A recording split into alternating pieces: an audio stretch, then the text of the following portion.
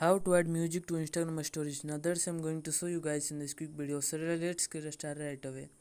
Now the very first thing you have to do is you have to click on the plus icon in the top right corner, and then you have to click on the story, and you have to take a picture like this one. And after taking the picture, you have to click on the emoji button at the top. When you click on the emoji button, then you have to you can click on the music here, and here you can choose any of the music that you want. You can search the music, you can browse the music, and after choosing the music, what you can do is here you can see the music is playing.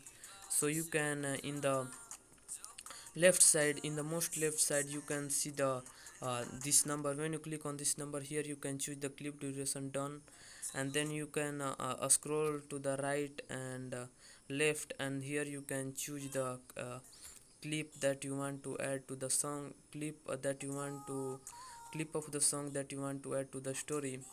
You can choose the font, and you can change uh, the album etc. And so after doing this processes, you can click on the done, and after that you can send to the story, and you can click on the send to your story. So that's basically it. If you found this video helpful, I appreciate if you subscribe to my channel, like on this video, and comment below that it works. Have a good day.